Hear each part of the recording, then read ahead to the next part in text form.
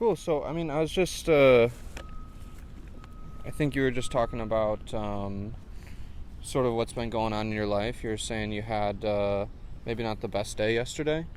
Right, right.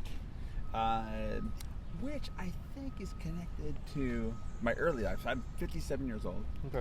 and I spent about 56 years in another state. This is California, correct? Right, Okay. right. Where were you born? Well, let me share something with you. Go for it. I am trying to, like, really distance myself from that part of my life. So I'm considering that I should be careful about revealing that to others. Okay. Does that sound all right? Whatever you're comfortable with. Okay. And yet, I would love to tell you about the poems that I had. You know, I was listening to something interesting the other day. Sort of the idea that I'm sure you're familiar with manifestation, right? And this dude was talking about, like, if you want to manifest something, you don't want to talk about it because doing and talking are intrinsically linked, right? And that this is sort of what Freud figured out, and this is the whole idea of psychotherapy, right? It's like when you talk about things, right? Yes. It releases that inward pressure, Okay. right? But if you want to build that pressure and manifest that, then maybe it's better not to talk about it. So the only reason I'm saying that, I mean, I'm not trying to pressure you in any way, but I just thought that was interesting in terms of I think it depends on your goal, right? So it seemed like you were hesitant on whether to share something or not. If that something is something you want to manifest, I would, if you're taking any advice, and I wouldn't say to follow advice, but if you want any advice, if you're trying to create something in your life, maybe it's better to keep that inward and then keep that energy inside, so that way it forms an action rather than leaves with talking. But if there's something that maybe is bothering you, Yes. right, and maybe is leading you to do actions that you're maybe not so fond of, Right. maybe by talking about it you can release that pressure and then it won't manifest in action. Okay. Now that sounds very nice, actually. That last part, especially, releasing some pressure. So maybe I'll just tell you everything in a reduced period of time. To be honest, I'll just give you my situation here, Moonriver. So the reason why I'm walking around Central Park here is I'm from Michigan. Okay.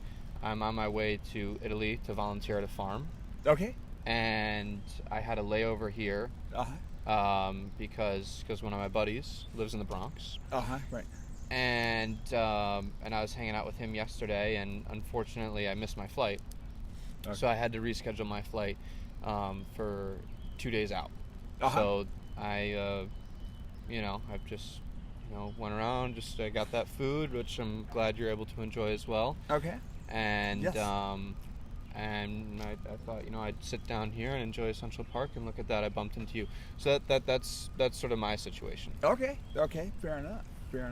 I appreciate you telling me that. Yeah. And tell you what, let me just start from the beginning.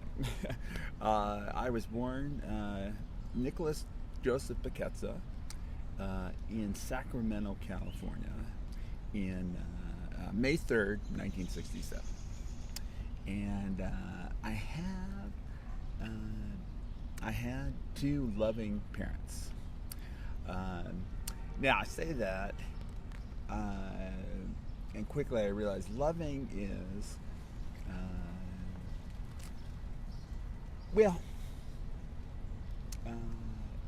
not quite the right word. I need to use a phrase. They were loving in some ways. Sure. They were loving in some ways. But maybe not all the ways you needed? Yes, that's right.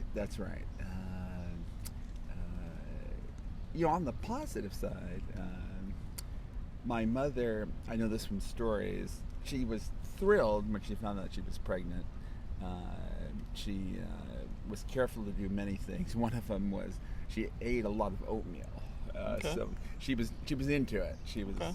like, I want to be a great mom. So, and in many ways she was.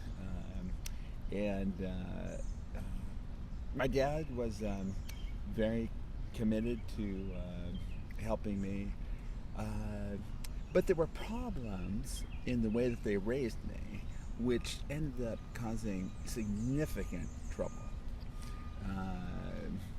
Let me describe. Well, I think chronologically might work out well as a way to organize my story. So I grew up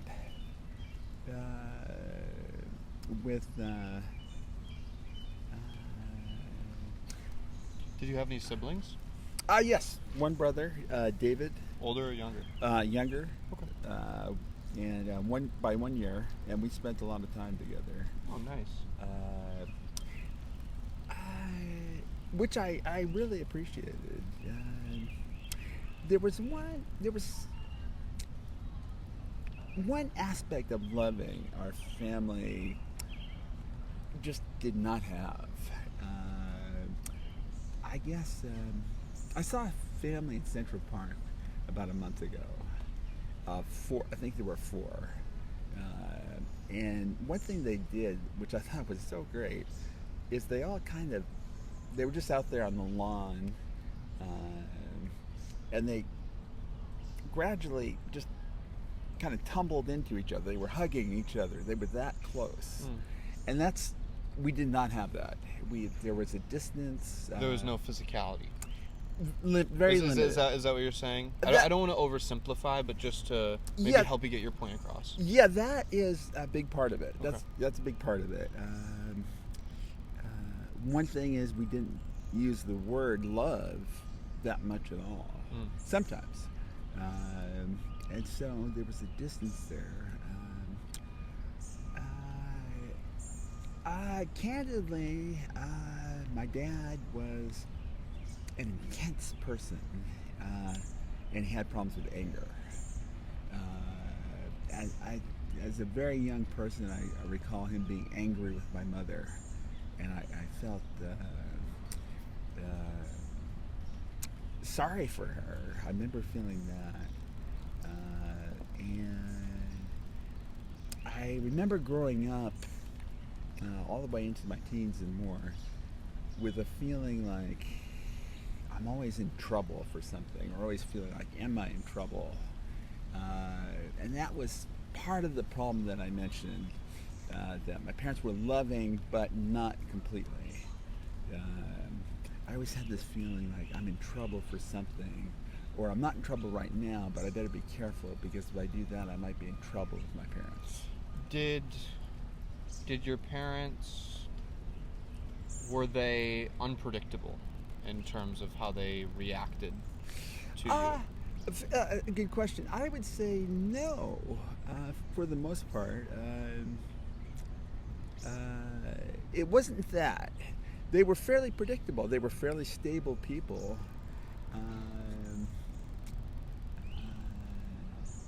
It just sometimes I just would get in trouble for things I felt like, oh my gosh, it was that terrible. So when you say trouble, what did that mean?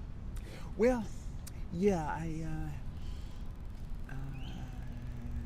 and again, if there's anything where you're like, I don't want to talk about this, just go ahead and tell me. I don't want to talk about that. That'll be easier than you trying to have to walk around it. You can be as direct as you need to with me. Oh, thanks. I really appreciate that.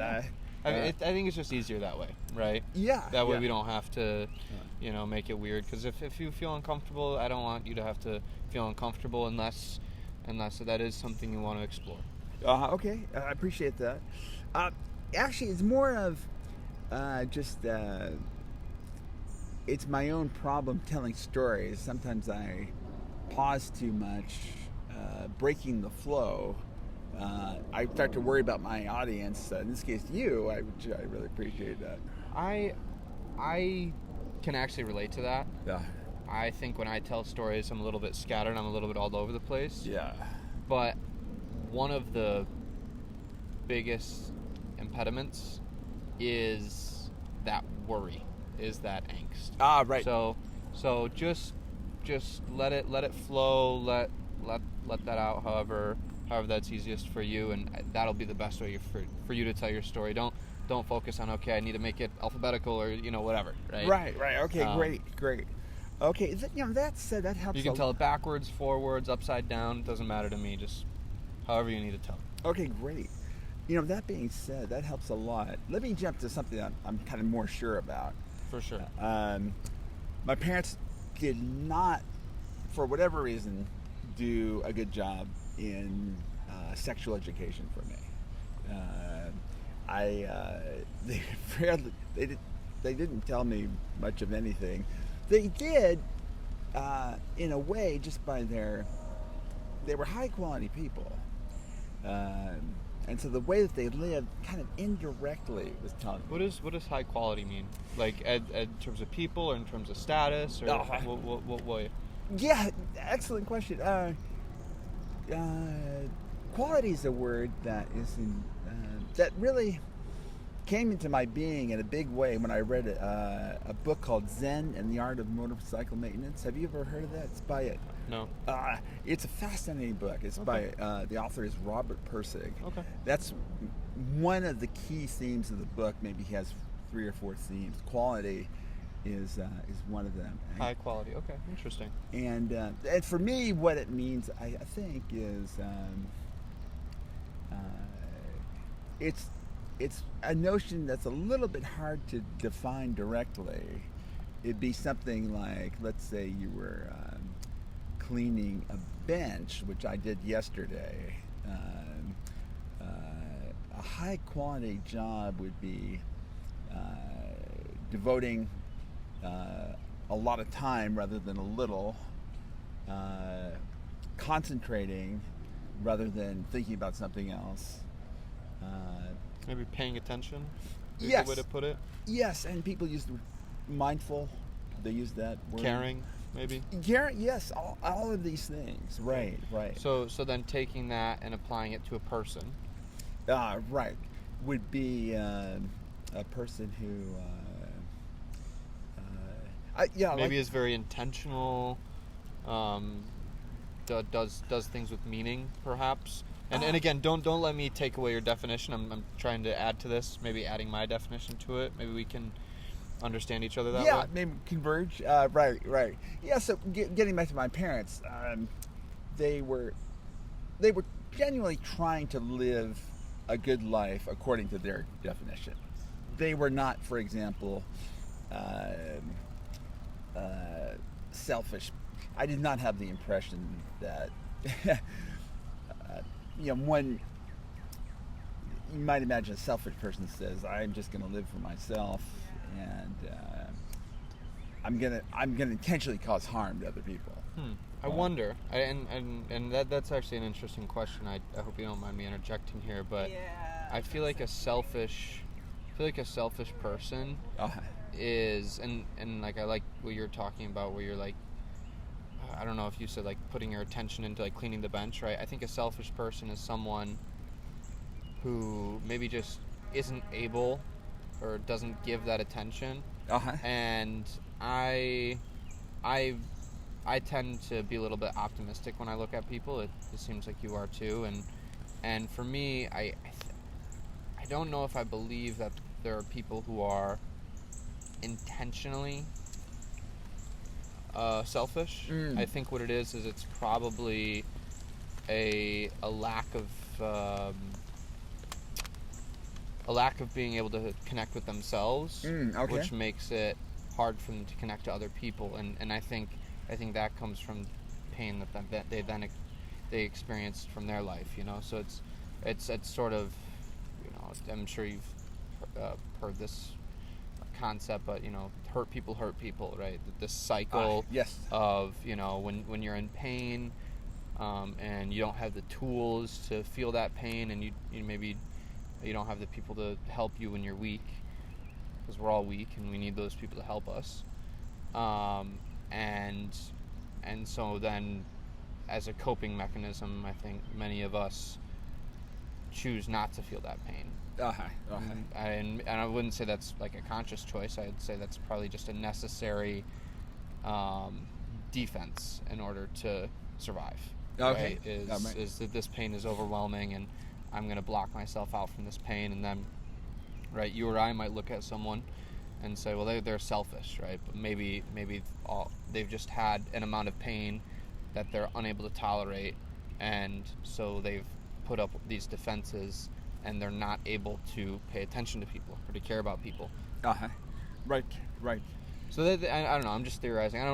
I just like talking about things to try to understand them better. Because every time I say something, I feel like I come closer to understanding myself. Yes. And you know, and then I also hear things. I'm like, oh, maybe that's not right, and then I'll go back over it later, and I don't know. But that's my current theory. Okay.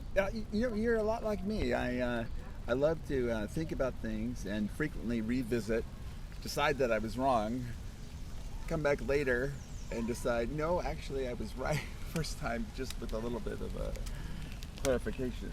Yeah. So I appreciate that. Yeah. And again, I don't want to take that away. So you're talking about your parents, right? Yeah. Actually, you know, I thought of something which might help us. Sure. You mind if I kind of go on a rant for about 2 minutes? Take it away. And, okay. So I had a life 0 to 16. In one way, it was kind of a dream life. I sailed through school. I was smart. My parents made sure of that. They did a lot of things loving. When I was about 14, 15, 16, I became very depressed. I was in school. I started doing too much. And someone should have realized that. I was trying to do my schoolwork, and I was a very devoted student, straight A's and so forth. I was doing sports. I took on a play, so I had all these things. I became very tired and exhausted. I was challenged by, in that same year, I was getting a lot of attention, positive attention. People liked me because I was smart. People liked me because I was good looking. People liked me because I was nice, and so this pressure was mounting. Oh my gosh, everyone thinks I'm so great.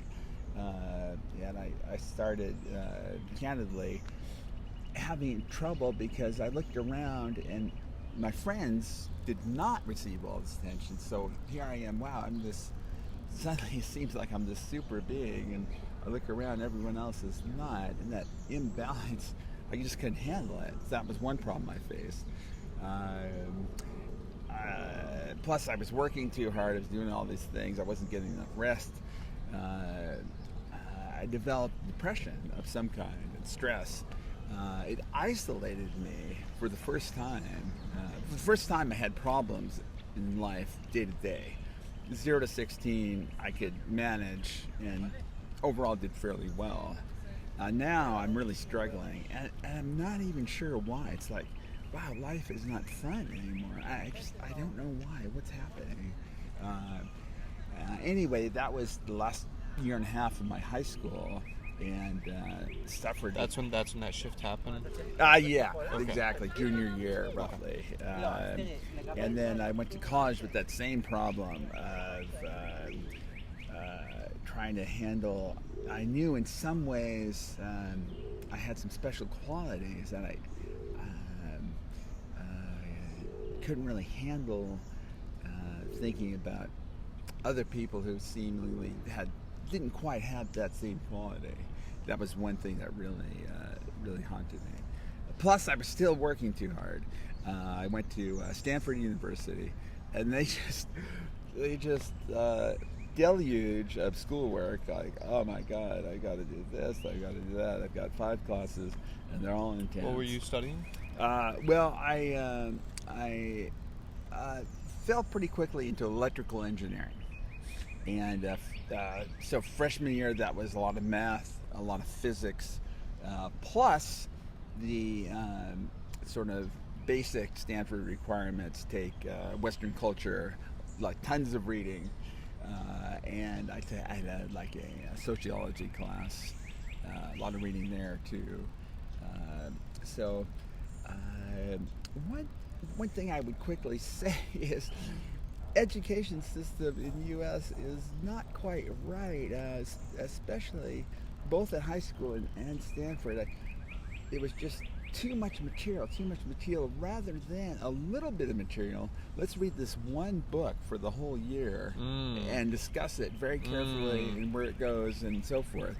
And like at Stanford, I really resonate with that. Oh, okay, great. I feel the same way. I never went to college, but I hated high school, and sorry, I'll let you keep going. Oh no, I'm glad you feel that point, because let me just give you an example real quick. Stanford 3 quarters, 10 weeks long each. In 10 weeks in our Western culture class, we read probably 10 books, and they're like great works of literature. So a book a week. Roughly, yeah. And I'm assuming these are notable books. Exactly. Not Diary of a Wimpy Kid. Yeah. Exactly. Dante and the Inferno, Boethius, Machiavelli, all these profound works, and we're trying to blast through them. And I just, at the time I thought, wow, this is intense. I mean, at the time I thought, wow, this seems really difficult. I look back now, it was crazy. It was absolutely insane. And I was doing calculus at the same time. And, calculus is there's a lot there, physics, and so all of this. Plus, at Stanford, you feel pressure to be kind of an all-around person, so you're trying to hang out with people at time for that. So again, I'm working too hard. I'm not having any fun. And well, it sounds too. Again, I don't want to interject. I know this is your time, but it sounds like there's a lot of pressure from school, but then there's also a lot of pressure from yourself to then go above and beyond.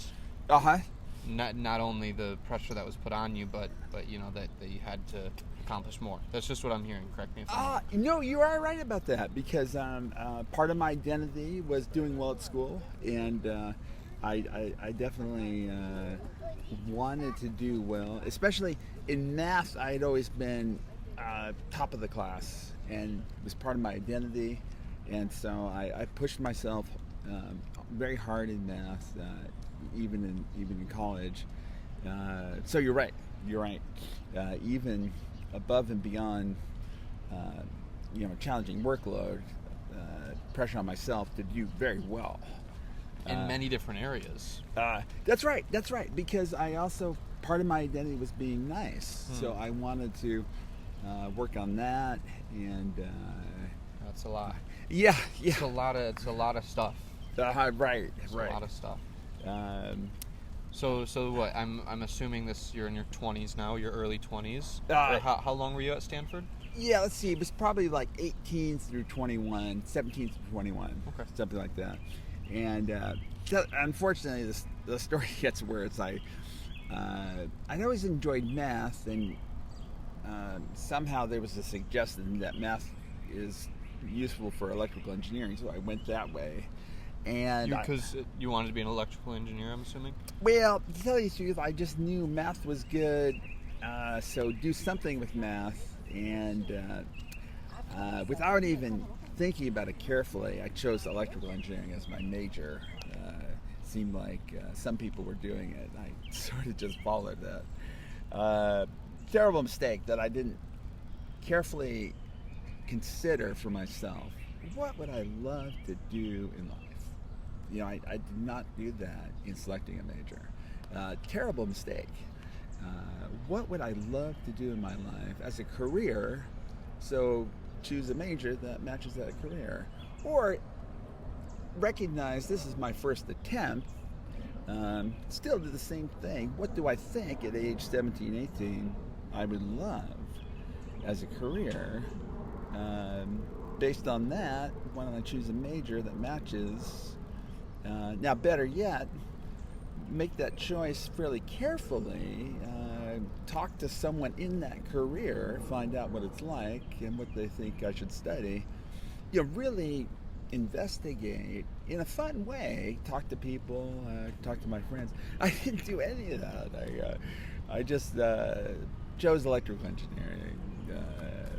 It seemed like someone said, "Oh yeah, if you're good at math, electrical engineering has a lot of math." And maybe the words "pays well" were included in that.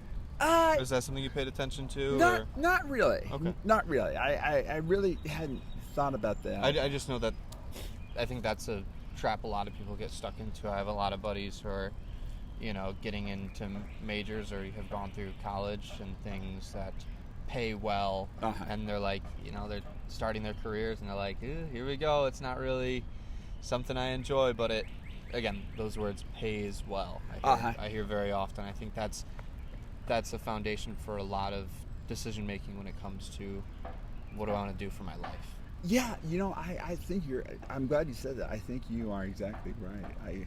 I'll bet that's very true. And the thing is, kind of on the flip side of that,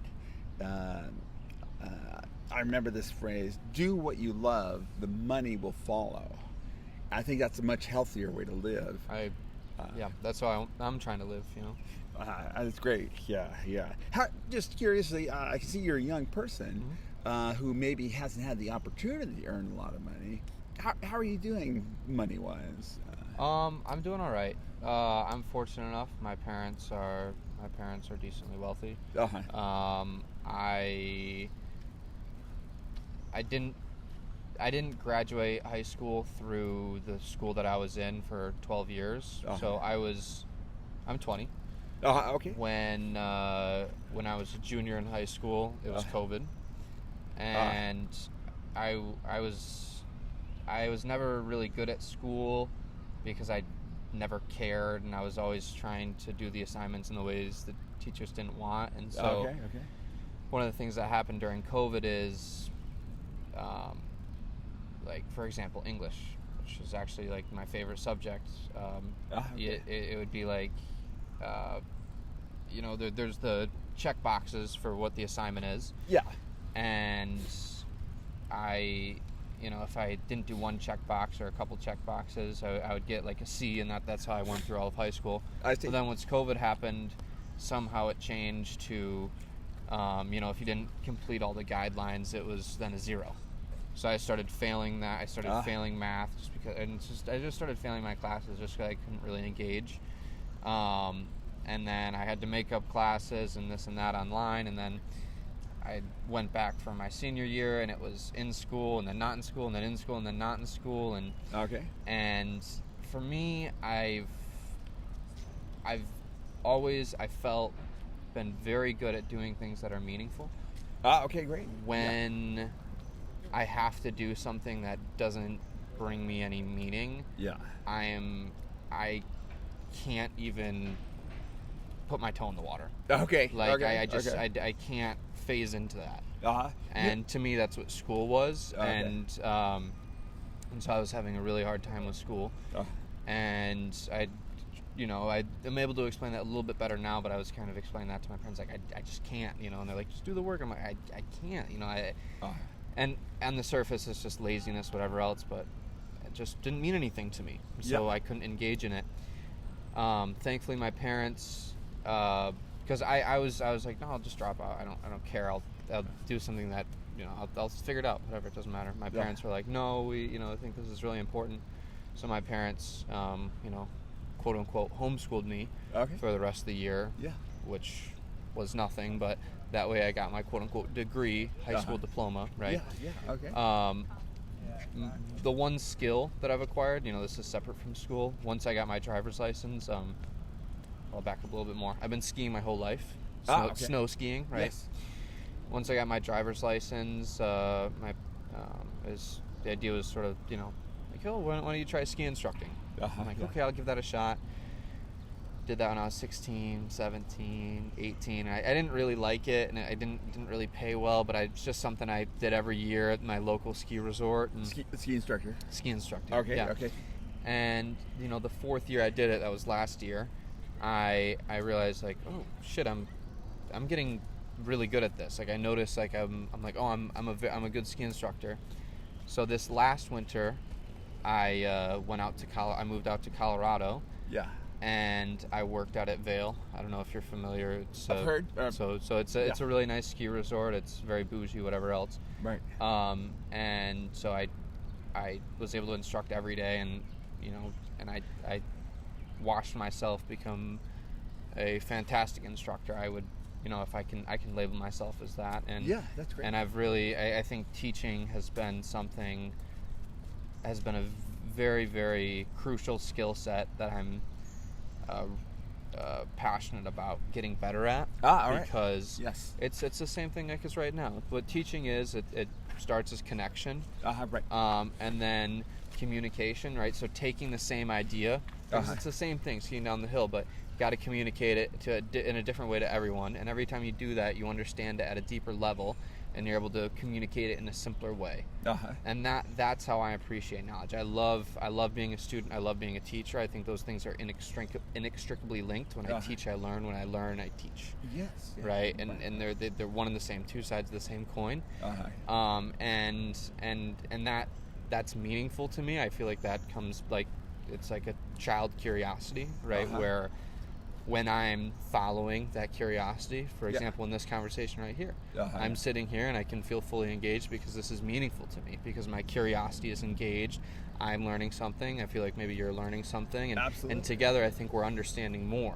And I think that's one of the beautiful things about having a conversation with people and connecting with others is that, well, not only do you understand someone else, but then you start to understand yourself more, and then you start to understand the world more, and it's just I don't know, it's such an amazing high, and I love that feeling. So that to me has been a monetary thing, and so I was able to save up over the winter, and now I'm going to travel in Europe. I'm specifically going to Italy to stay at some farms. I'm doing it as cheap as possible, so I'm volunteering at these farms so I can stay at a place for free. Okay. And they provide food, they provide shelter, and they provide education, because one thing I really want to learn about is growing my own food and being able to be sustainable and provide for me and later down the road for my family, just on the most simple things. And so food is the foundation of that. Yes. So that's a little bit of a summary of where I'm at and where my trajectory is. If that answers your question. It does, and a lot more. Can I ask you your name? Yes. Oh, I'm sorry. It's Cooper. I think I told you earlier, but no worries. Okay. I totally understand. Again, as a ski instructor, I'd forget people's names, and I'd find myself in that position. So I totally understand. Let me just throw this out there lightly, Cooper. I am really enjoying this conversation. Thank you. Me too. And I'll add, boy, I wish I was at 20 years old where you are at. I just feel like if you think of human life, you get closer and closer to I talk about living in the right way or the right family of ways. You are much farther along the path than I was at 20. I really feel like I was, as I've described, had a lot of problems. But more to the point, I'm going to throw this out very lightly. This is only if it works for you, and you may not want to do it. So just very lightly, I would love to spend some time with you over the next couple of days. If there's any chance that you might postpone your trip, that's how excited I am by meeting you. Yeah. Well, I'll say this: I don't plan on postponing my trip. My flight is on it's like midnight on the 16th, like midnight. So I have today and tomorrow that opened up. that's one of the crazy things about traveling. Yesterday I was like pissed and I was all fucking emotional. I missed my flight, whatever, and then yes. and then I'm like, God, I'm fucking tired. I'm hungry, but this and that and this, and then I try to get back to, I think, you're talking about the 90% of the time you're good, 10% of the time you're bad. Whatever that percentage is, I don't know what that is for myself, but what I think it's unavoidable, right? I think that 10%, that 5%, 20%, it varies. I think that's unavoidable. What I try to do is I'm trying to become a master at being able to shift from the 10% to the 90%, just shift from the bad to the good, okay. and recognize that that it's okay, right. and that especially with traveling, what I've realized, because I've been solo traveling and I've really enjoyed it, is oftentimes a lot of the mistakes and the shit that gets fucked up, right? Like, for example, I missed my flight like a dumbass just because I was, my buddy was at this improv class and I joined him for it just out of the blue, and then we were talking a little bit later, and then we got postponed, and then I didn't make it to JFK until it was late, and then the wrong terminal and this and that, a bunch of other things, and I was late, right? So whatever happened, it was my fault for not being there early, but other things as well. But what did it result in?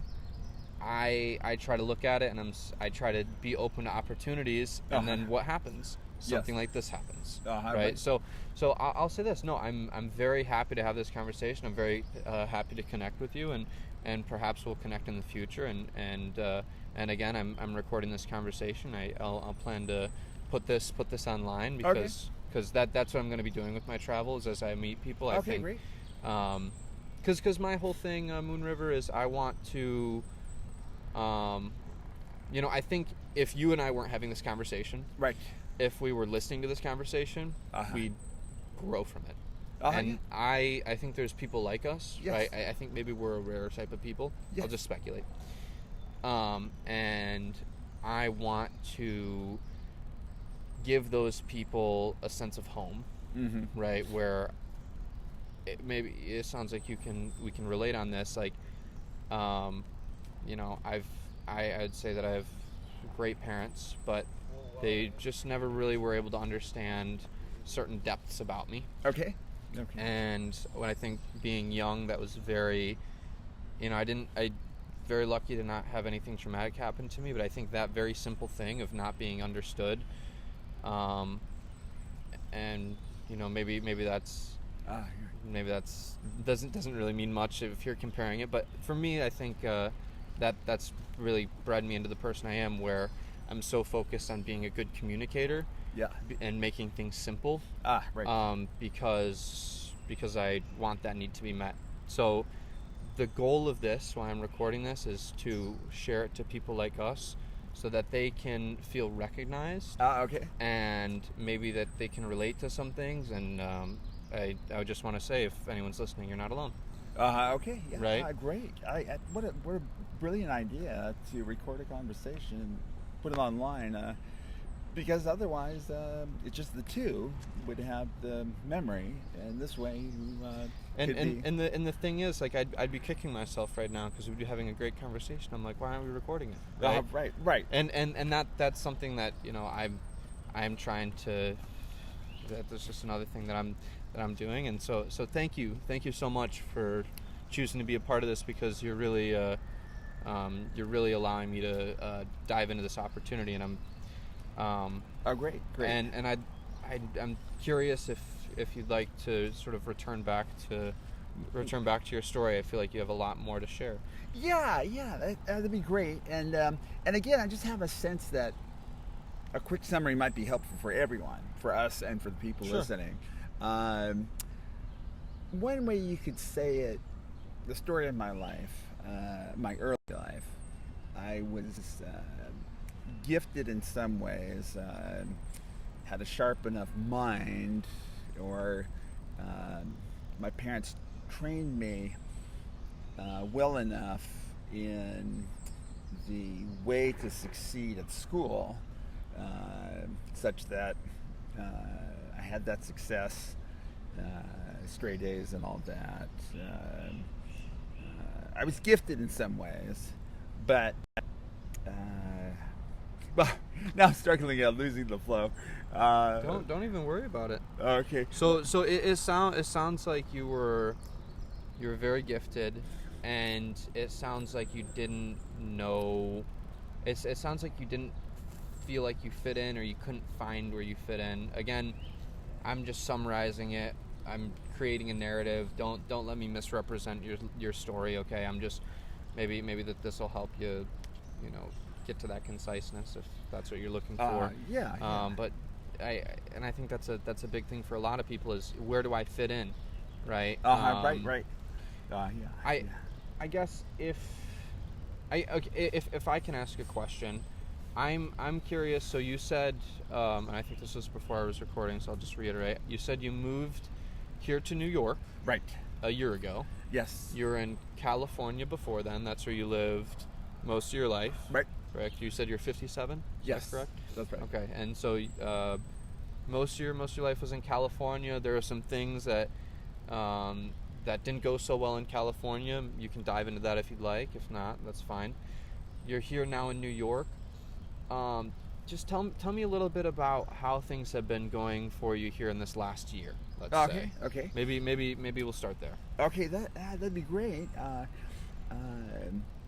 I came to New York in April of 23, and it was fantastic at first. I was at the TWA hotel.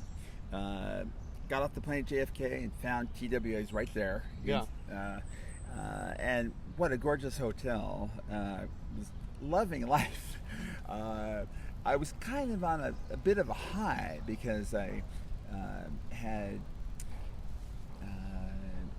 at the time, I was, very dedicated to my new direction in life, which was to live for the creator of the universe. And I felt like, wow, things are really coming together. I felt that the creator was the one who directed me to move to New York.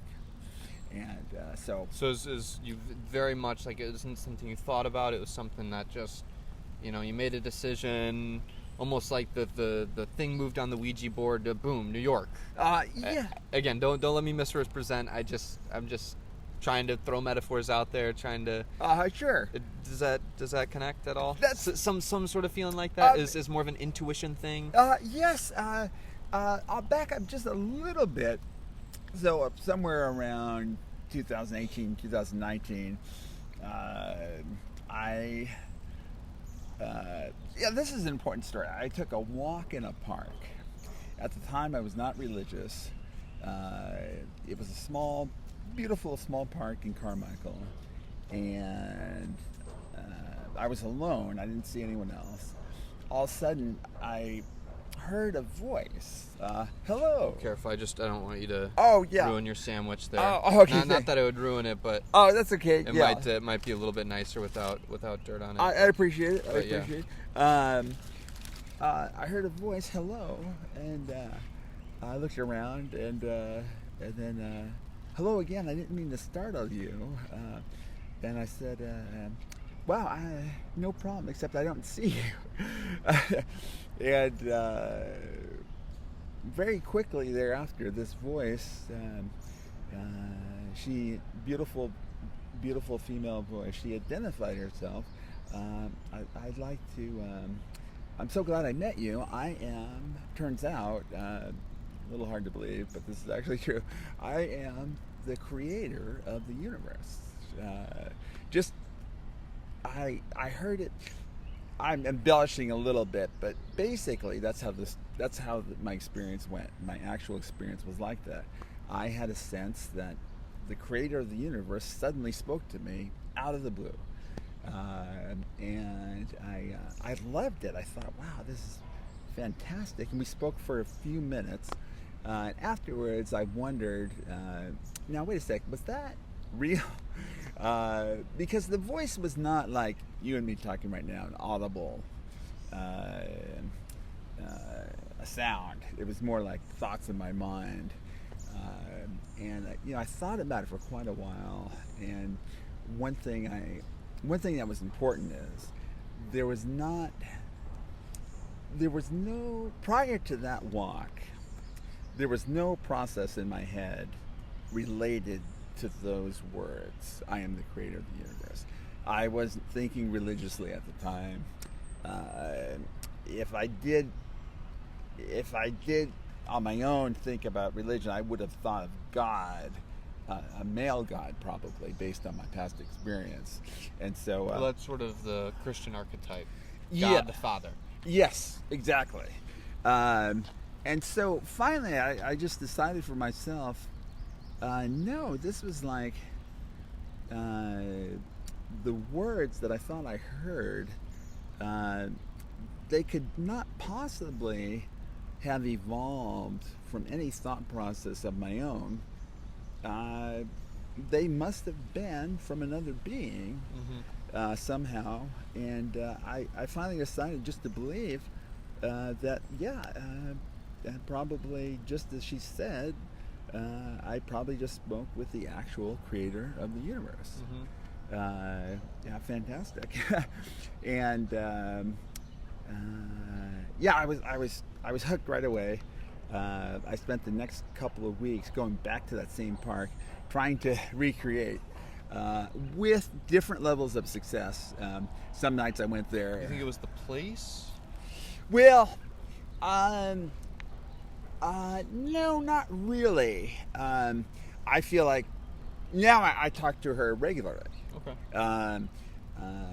That place lent itself to that first conversation because I was meditative, I was alone. It was a nice... Allowed you to relax and get into that, whatever, that prayer state, whatever you'd like to call it. Yes, exactly.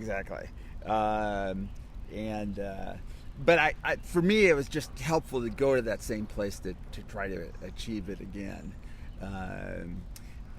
Anyway, over the course of 5 years, I have found that over the course of 5 years, we developed a relationship. Let me just share this candidly with you. I am her lover now. Interesting. Not just kind of a reverential follower, but a lover. Like in a sexual way? Sexually, yeah, sexually and emotionally. Okay. I feel like she depends on me, and Okay. I try to be careful to, not fail her Okay. in that way. So. And what is she, maybe this is the wrong word, I'm just going to say demand. What does she demand of you? Well, demand, it's a fair word. I would put it this way. See, I think of the Creator as a vast being. You and I, in a way, we're kind of vast too, right? If you think of all the people in our life, we have all these relationships. All of our passions. In a way, a human being is a vast being. But the Creator of the universe, if you think of the vastness of the universe, and then what kind of mind and what kind of being it would take to create such a vast. In short, I just feel like her needs are exponential, plus. Yeah. And as far as love goes, wow, she really needs a lot of love. Like you and I would hope that we can, throughout the day, get a fair amount of love. She needs a lot more than that. Very interesting. And so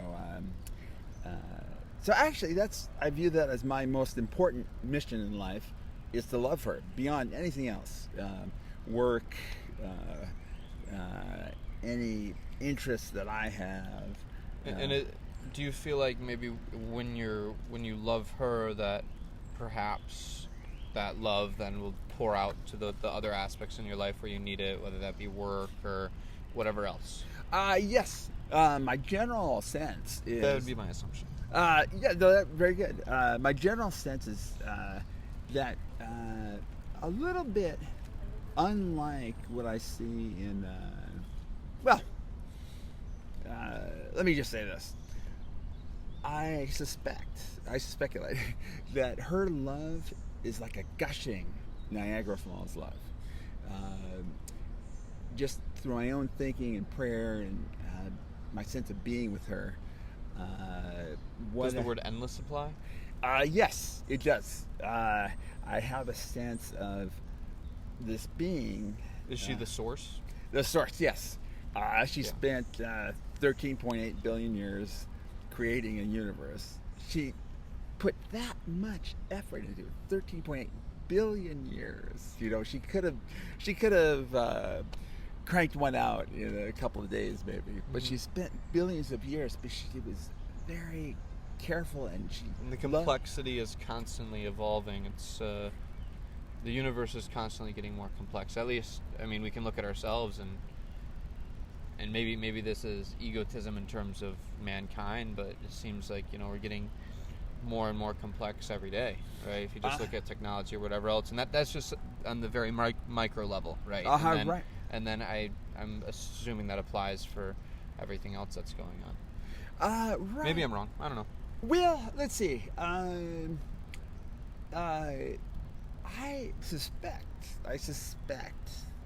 that I will one day find out that there's a simplicity to her approach, that she was careful enough and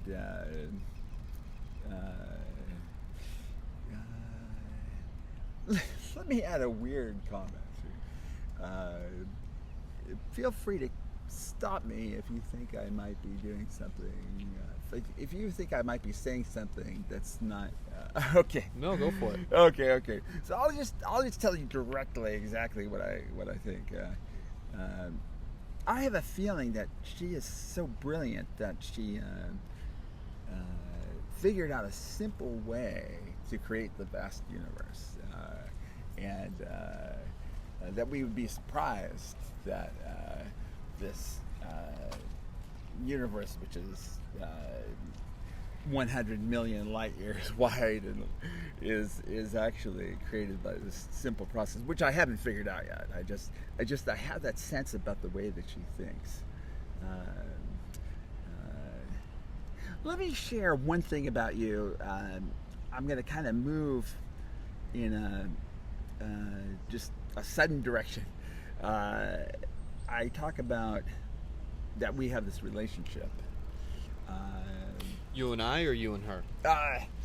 Me and her. Yes. And although I think, you know, we have the start of a relationship without putting too much pressure on it. No pressure. I think any interaction, I forget the quote. Any interaction, if it has any meaning, it changes people forever.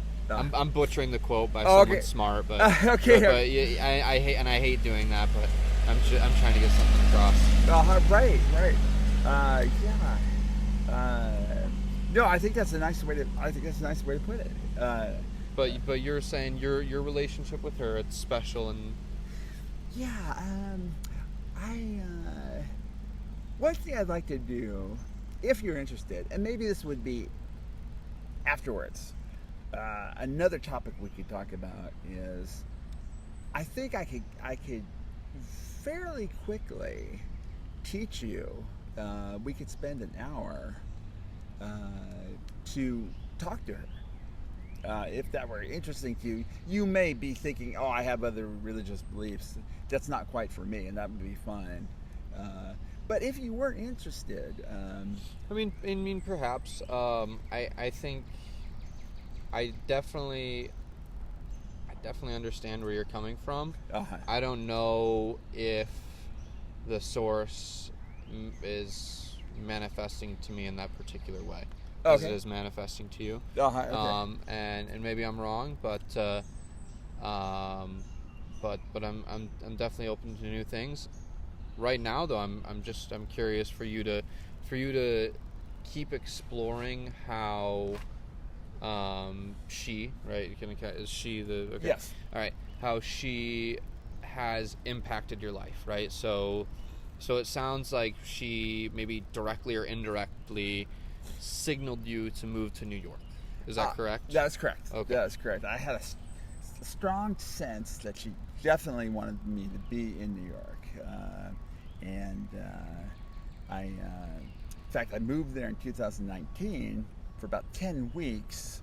Ran out of money, ran out of steam, you could say, and had to move back to Carmichael. But yeah, 2023, got the same feeling again that she wanted me to be in New York, and So you flew into JFK. You were staying at the hotel. What hotel was it again? TWA. Okay. Yeah. So you're staying at the hotel. And such. Did you have any work here, or what were you doing here? No, it was a sudden thing, and I was really on a high. Okay. Emotional high. Here I was going back to New York, which I loved in 2019 and before. Excited about that. Excited about my relationship with the creator. Felt like we were close again. There was some distance.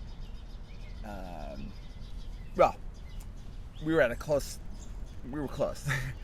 and then the TWA airport experience really added a lot of fuel to the fire. It was so beautiful. I came to think quickly, because it's I was actually hearing about this yesterday. It's modeled like it's an old, or it's in a certain style that yes. they've remodeled it in.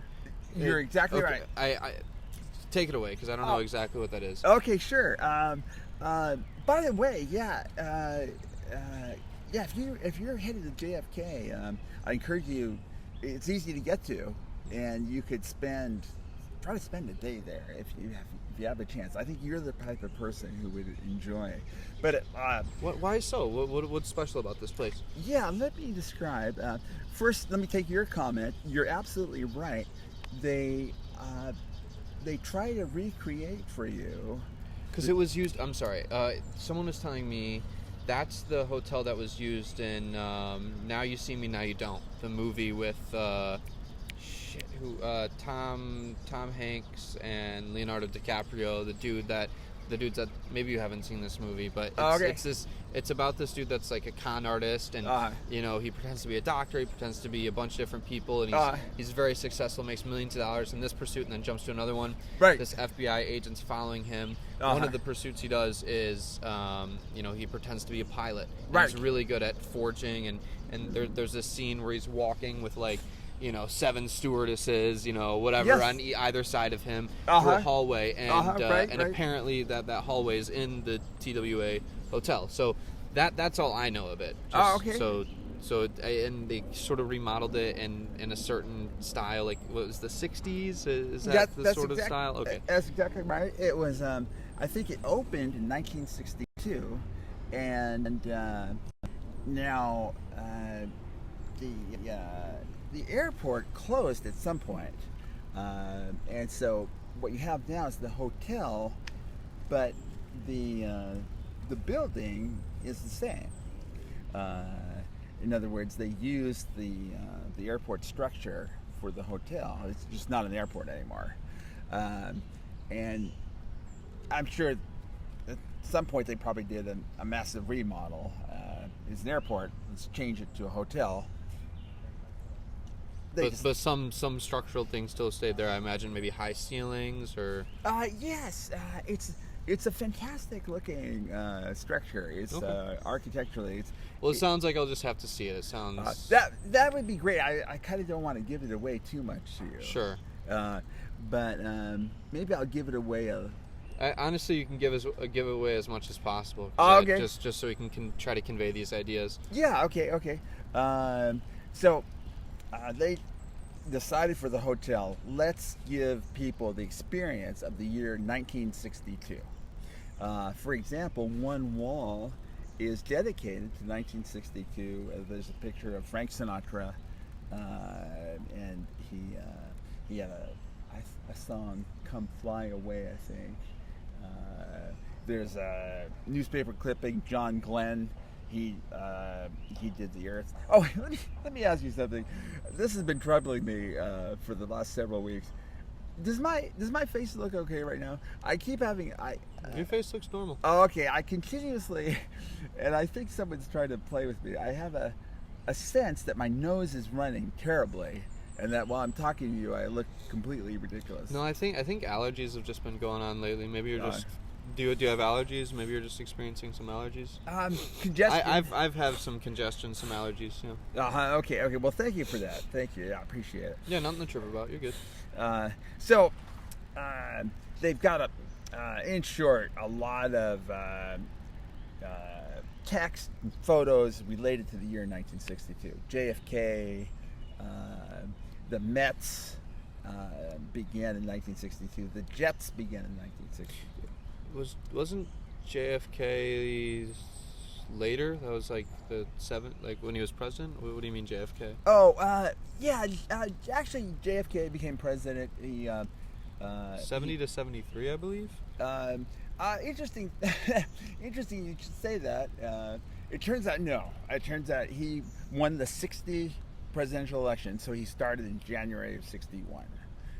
So he was to 60 to 63. Because it was 3 years because he was assassinated on his third year. That's correct. Yes. Really? Okay, I could. Okay. Just quickly on that, it was in, the 1960 presidential election. As far as I remember it, Richard Nixon versus JFK. JFK wins by a narrow margin and takes office in January of 61. Serves for 61, 62, and then is assassinated November 22nd, 1963. Okay. So there's some information about him, and they refer to that period as Camelot, for example. So that's one wall. Just of art history and just paint pictures and whatever else. Yeah. Cool. Like I said, John Glenn, newspaper article about him orbiting the Earth 3 times. Okay. I'm trying to think what else. So that's one section of the hotel, and again, I guess my main idea is they're trying to take you back to 1962. Okay. One part of that is music is from the 60s, and it's fabulous music. A lot of Beatles. It's a soundtrack that repeats over and over. Probably, I would guess, something like 50 songs. And I don't know if the sequence is always the same. Now, can I see you? I just didn't want it to get wet. It was kind of raining a little bit. Oh, okay. No. I'm sorry. Don't let me distract you. No, that's okay. I'm just figuring out this equipment and whatever else. Okay. We're not in ideal situations here because it's kind of sprinkling out here in Central Park. But okay. I'm sorry to distract you. I'm very curious in what you're saying. I'm paying attention. Oh no, it was not that I was worried about. I am a little bit worried. Let me tell you exactly what I thought. When you covered up your microphone, I thought you might be signaling to me that I was saying something that you didn't want other people to hear. No. Oh, okay. Nothing deep like that. Again, Yeah. I in my head, I was just listening to what you're saying, and then I heard that there's more rain coming, and I'm like, ooh, maybe it's not so good that if there's water going on it. I have no idea. I mean, this is a cheap lapel mic. It's not a big deal to me, but I'm just like, maybe it'd be better to avoid some water. Okay. No, just keep going. There's nothing. Okay. Fair enough. TWA real quick. Music is fantastic. 60s music, and it to me it sounds like they had a team that very carefully selected, not just hits, but what are the very best songs of that era. We want them on our soundtrack. So they did that. Then, down in the lobby, there's a beautiful set of photographs. Famous people who have been to TWA and were photographed there. JFK is one of them. They've got a great picture of JFK waving. This picture of JFK and his family at another place.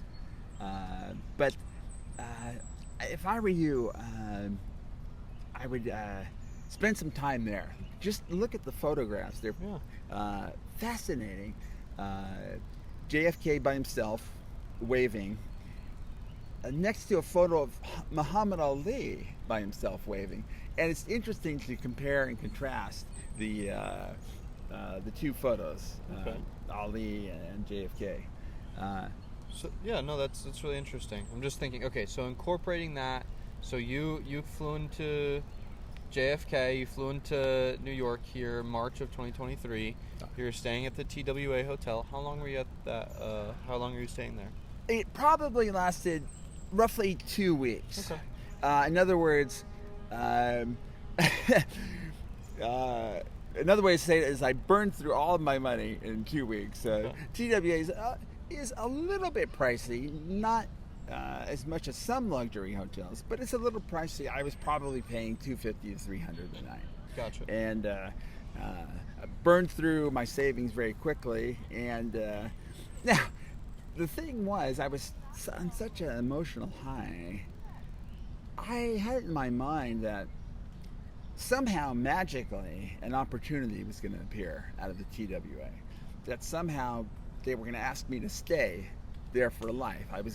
I enjoyed it so much. I was so in love with it that I actually had the feeling. I didn't know exactly how it was going to happen. That I was going to stay there for life. That was going to be my new home. I was going to be living at the TWA airport, which I loved. I thought the rooms were so gorgeous. I thought the music was wonderful. The structure, the architecture, I enjoyed it so much. I was just so much in love with the TWA airport, and the idea that maybe I could just spend my life there with the creator was magical. By the way, I just shared this with you. Over the years, since I had that first conversation with the creator in the park, I had gradually, with her, worked out a way to experience her. I, in my mind, I was with her at the TWA airport too. So when you say in your mind, does that mean, okay, you're closing your eyes and you're meditating and you see her in a physical form, or you see her in a light body or something like that? Or does that mean like you're seeing her like I'm seeing you sit on this bench here? Excellent question. It is something like I would just use the word imagination. I imagine that, okay, I'm walking to my room right now in the hallway. Well, guess what? The creator is right next to me. She's a gorgeous woman. Yeah. I'll leave this detail out just because it might cause some trouble. I basically had decided that there was a certain... I actually found a woman, a real woman, in the United States, who I speculated might be the creator. Manifest. Manifest might be the right word. I'll just spell it out more.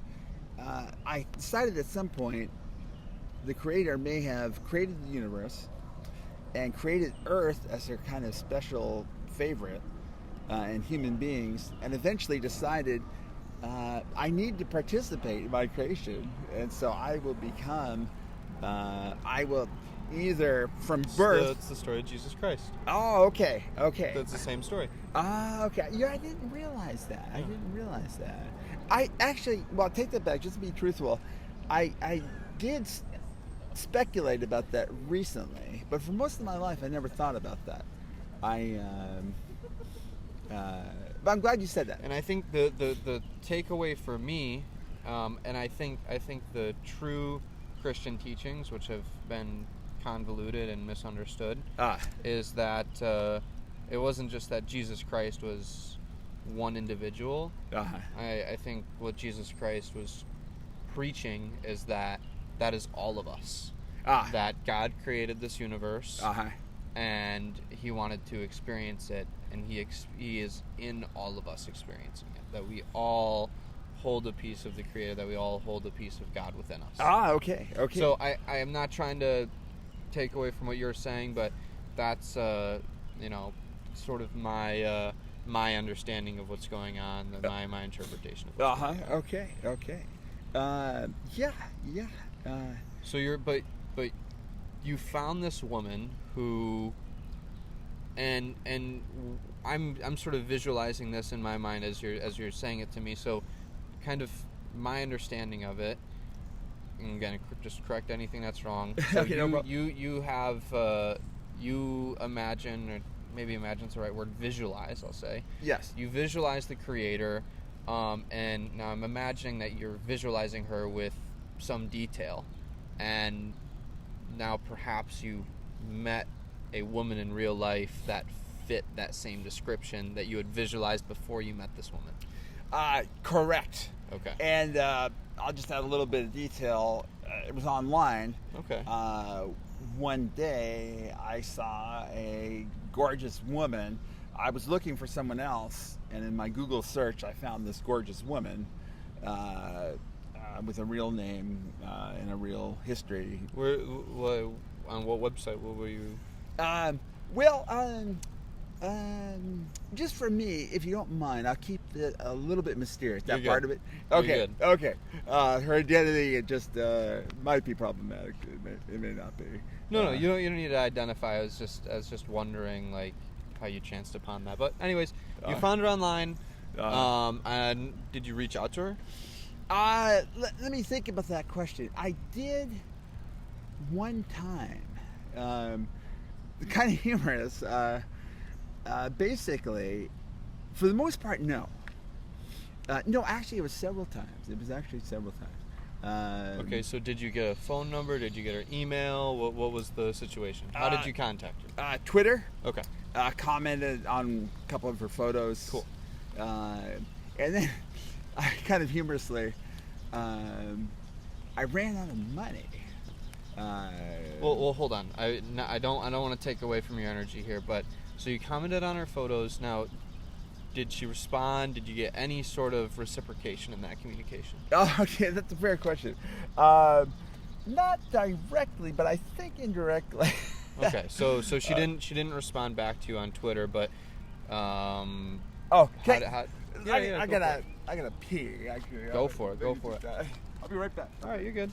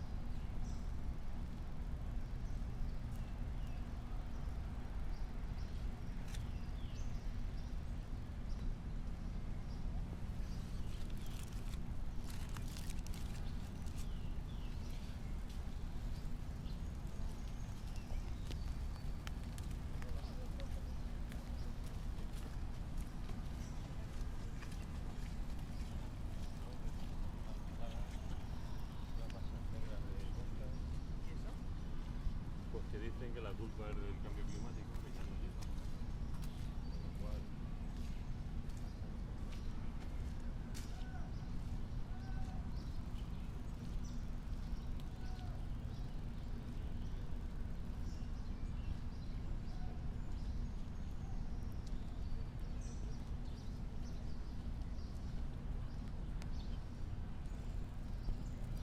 Oh, thanks. Of course. Feel better? I know it's hard to talk when you're you got to go piss, the words don't really Yeah. come. Hey, Cooper, I have got to take care of some things today. Taking that break, I just kind of realized the importance of the things that I have to do. Oh sure, yeah. Don't let me steal your day. I've enjoyed the time that you've spent here. Thank you. Yeah. You know, I would reiterate. Maybe if you just want to wrap up, sort of, so from the 2 weeks, right, at the TWA hotel, maybe 5 more minutes here if you could spare. Yeah, right. sure.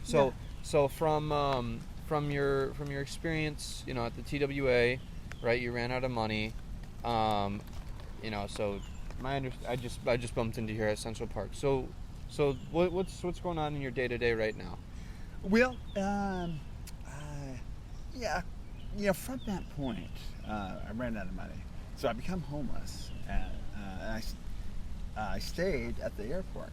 I decided just to do my best, and I learned to get food from the trash bins, walk around. After a couple weeks, people noticed, very kindly helped me move to a shelter. I spent a lot. Are there good shelters around here? Yes, Okay. excellent. Okay, I good. stayed at one in Queens Okay. for several months, and it was very helpful. So you moved to a shelter, and so how are you doing right now? What's going on? Well, Cooper, I really must break away. And I'm not putting any judgment on your situation, by the way. I can't imagine. I don't know what you're going through, and again, you don't need to share it. Whatever you're going through, that's your thing. But I do have to say, I think there are a lot of people and that misunderstand people in your situation. Okay. And would like to label homeless people and sort of have an idea of what they think people in your situation are going through, and for me, I think it's very illuminating to know, like, you went to Stanford. Is that correct? Right. And I think there's so many people that, like, I mean, that was like, wow, that I think that was a very big detail for me, and I think that would, for a lot of other people, they'd be like, wow, like I'm just, again, just trying to understand as much as possible, because I want other people to be able to understand, and if it's empathize or whatever that is, but Sure. Life can take crazy turns, and I'm grateful for everything I have in this life, and I'm fortunate enough to not be homeless, right? Right. But not everyone is. Right. Yeah, I think probably. Actually, you bring up a good point.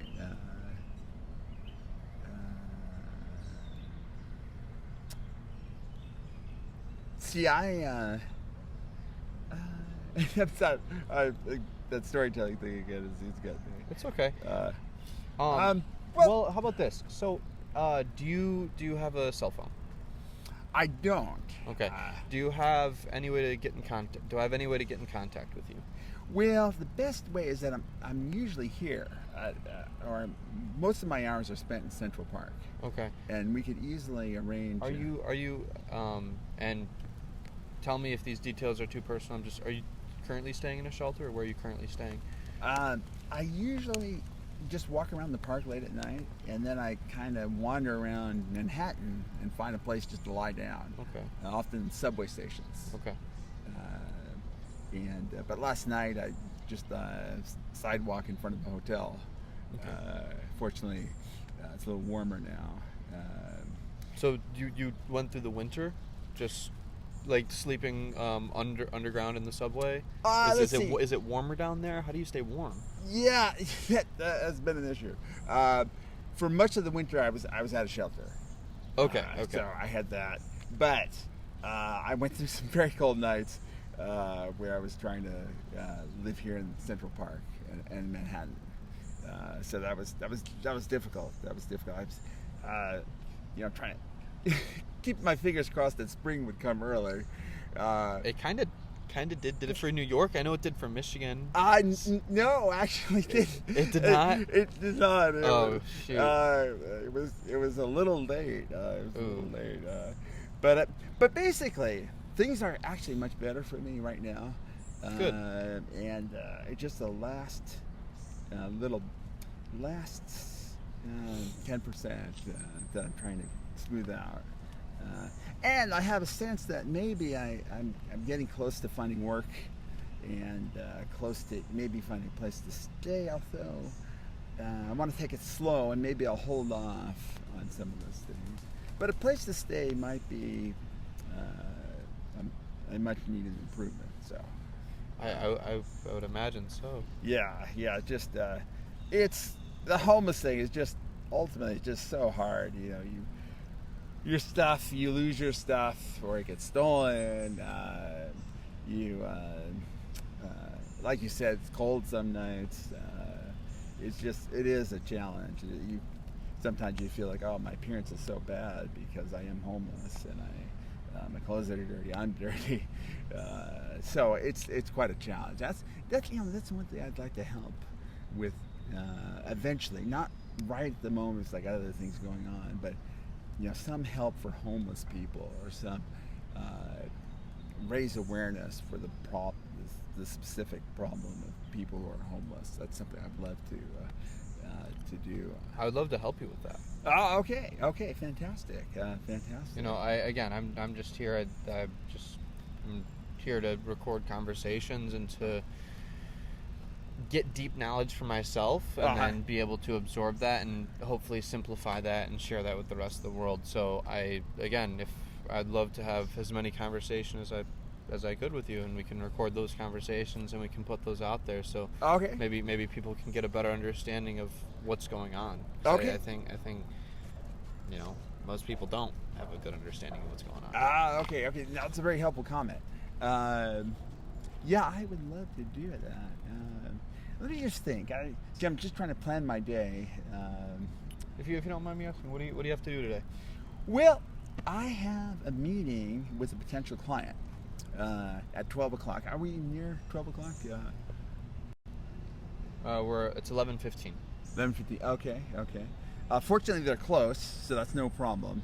Oh, I'm sorry. Oh, go ahead. No, I was just gonna. What sort of client? What are you doing? It's a little hard to explain. No judgment. Okay. I know you're just figuring shit out. Okay. I'm totally. When I ask a question, it's totally out of curiosity. Okay. Let me just add quite a few layers of intrigue to my story for you. Now, over the last 3 months or so, this is my perception. That a group of New Yorkers has become aware of my presence in Central Park. Can you label these people? Are they like, maybe the maintenance workers, or are they people that go on walks, or is it? It's a vast group. It may be all of them. Okay. What are these people connected, or are they just all individuals that you've seen over and over again? I'll just say, what do you know for certain, right? Because I'm sure, and I'm very speculative, and maybe some people might call that paranoid, whatever that is. So I think the easiest thing to do is just, what do you know for certain? I don't know anything for certain. It's all a little bit vague. Okay. My perception, though, is that this I feel 80% sure about. I don't know if you have discovered this for yourself, that people can communicate using their minds, mind-to-mind communication without directly Yeah. speaking. Okay. See, I first conjectured that 25 years ago, or probably 20, and then I convinced myself no, and then later yes, no, and I was always kind of terrified. Anyway, I finally. So it sounds to me like you haven't really had anyone to share these ideas with throughout your life, That's right. That's right. My parents never told me that. or any peers, or No one. no one no one that told. you've been able to share these ideas with. I think that genuinely that's a tragedy. Okay. Because I'm looking at you, Moonriver, and I see someone that's very intelligent, Uh-huh. and it's funny because like there's so many people that think intelligence relates to success, and success is defined in a very monetary sense, and I've intuited and I've known for a while, and like I think intelligence it splits both ways, Uh-huh. right? I think the more intelligent you get, the either maybe you end up doing some like weird math thing, or you're this entrepreneur, or you figure out something to apply the intelligence to, Right. or because we live in a world that's so structured in a way that's not natural Yeah. for mankind, Uh-huh. that and intelligence doesn't exist to service these systems or to make these corporations money, right? Right. That's intelligence is for itself, and so then it can go the other way where you're left without a home.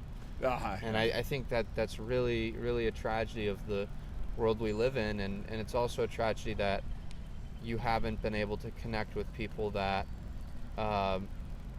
maybe listen to your ideas, or maybe even capable of understanding your ideas, Uh-huh. Uh-huh. right? And I'm not going to sit here and say, oh, you're right on everything, right? Yes. But I am going to sit here, I'm going to consider it, right? Uh-huh, And okay. say, that maybe that relates to this and that, and there are many strange things going on, and maybe you've seen things that I haven't, and I want to take that in wherever that is, right? Uh-huh. I just try to be as open as possible with these things, but I find you an incredibly interesting person. I hope that's not demeaning in any way, but No. and I think it's no, I think that it's a tragedy that one that you're homeless right now, and two that you haven't had anyone to understand you. Uh-huh. Well, thank you for saying that. Yeah, just as an aside, I do have the sense that I've talked about this mind communication issue. I do have a sense that now that everyone knew, and for some reason they did not tell me. My parents did not tell me. My brother did not tell me. My friends did not tell me. No one told me. I didn't even consider it until I was about 30 something, or maybe 40 something, and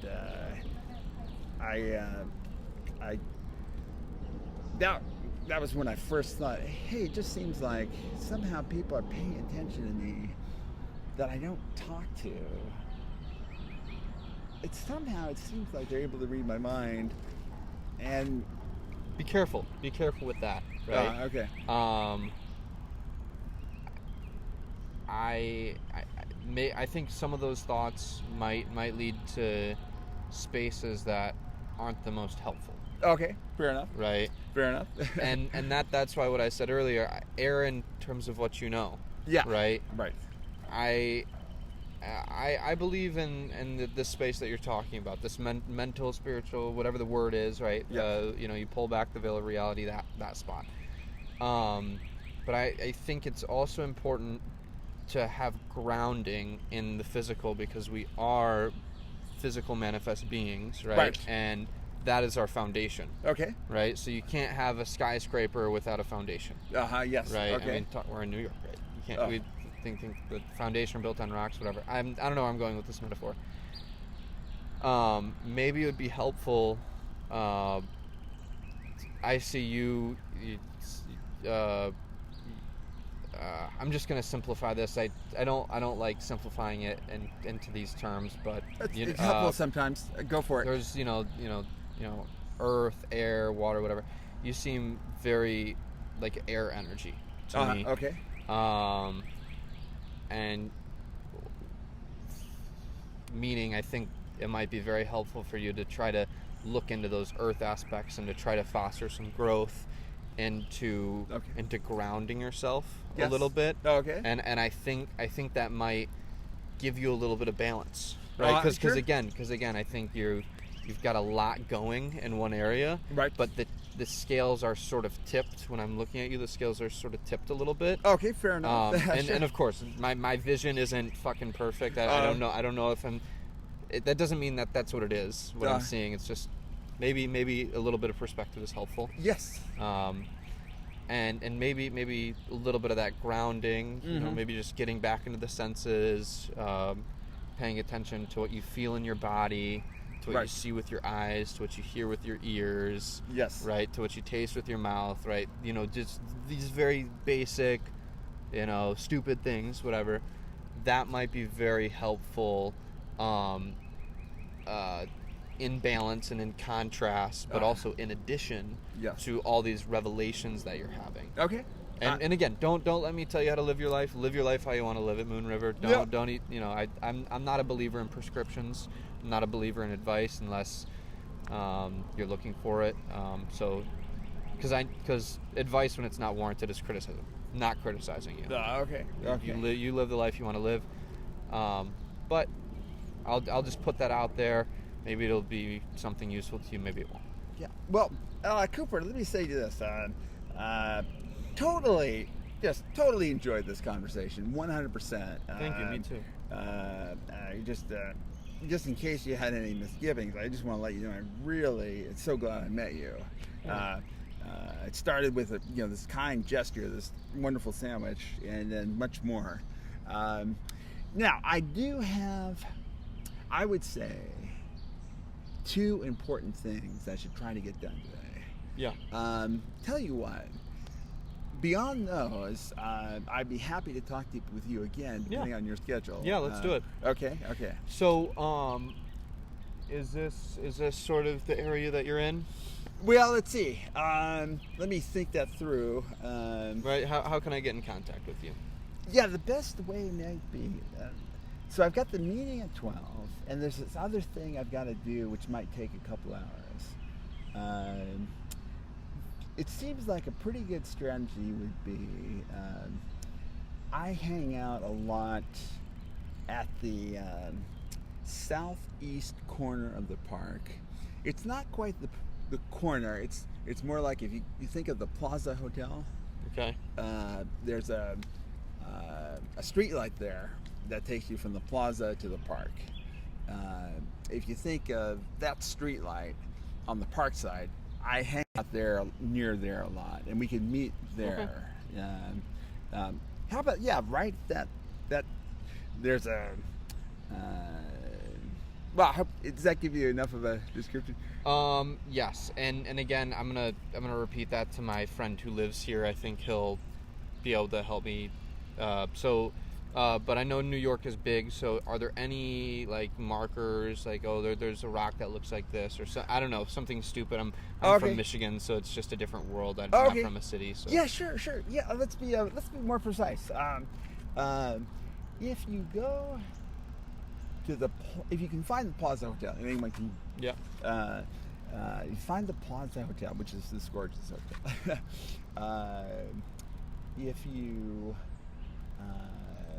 look for,